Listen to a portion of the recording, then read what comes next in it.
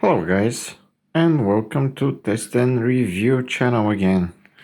Today I'm gonna give you a quick tour around my brand new racket. It's the Yonex Ezone 100L. This is brand new 2020 model from the Japanese manufacturer. I just received the racket a couple of days ago, so this is not going to be a full review, but more of a first impressions video. Just wanted to share some general impressions and my thoughts about this new racket that I got a couple of days ago. So first of all, this is the typical head, the isometric, typical for Yonex shape. I'm still not sure that I like it, and I still haven't got used to this a bit awkward shape for tennis racket. Many people like this and like the larger sweet spot that it offers, but I haven't used any of the Yonex rackets before, and it's a bit hard for me to adjust to this shape. During playtest, it felt like the racket is shorter, even though it isn't. It's a standard size, but you have these larger spots, large sweet spots on, I would say, 3 and 9 o'clock, and this gives you around 15% larger sweet spot, which you can definitely feel during gameplay, but once again, it needs I need some time to adjust to this shape of the head, and I guess I would benefit after 10-15 games, but we'll see about that. I already had one game with this racket, and I can say that it has a big potential, even though it is a lightweight racket at 285 grams unstrung. This is the light version of this racket, not the lightest, though there are lighter versions, but this is somewhere in the middle, but it's not aimed at professional players. Some of you probably know that I play occasionally and on amateur tournaments, but try different rackets. So far this year I played with the Head Instinct S, which is also 285 grams, and it's very comfortable to play with. So I decided to try the same weight, the same head size, but from different brand. This time it's the Yonex. I just wanted to try to the Japanese quality. A lot of friends recommended to test Yonex, so I decided to buy one. So some impressions from the very first week. One is related to quality, and it's not a very good first impression. I didn't play for more than an hour, and I haven't hit this racket anywhere, but as you can see right here, it already has its paint job falling apart. There's a scuff right here, you see, and I also noticed some scratches around the head from taking it in and out from the thermobag. So in regards to the build quality, not very satisfied so far.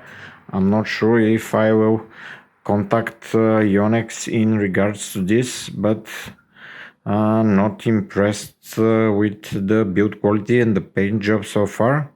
As you can see, this is a hybrid mix with head and Babolat included in the build of my racket, but I don't mind this. Actually, the vibration dampers from Yonex were out of stock. That's why I used my older head vibration dampening. and also got this comfortable bubble grip, very nice grip. I use size 3. It's a quite comfortable grip, I really liked it. What's more about the racket? I strung it 25 mains and 24 crosses, but the string move a lot. This is multi-filament from, not sure what was the brand, but it's a relatively soft cord and it moves a lot, so I will play a couple more games and see what I can do about these moving strings. It's quite annoying to set the strings every 4 or 5 hits. It's really annoying me right now. So if you guys have any recommendations how to string this racket, please tell me in the comments below. I would very much appreciate it. Another thing that I wanted to show you is how the racket came.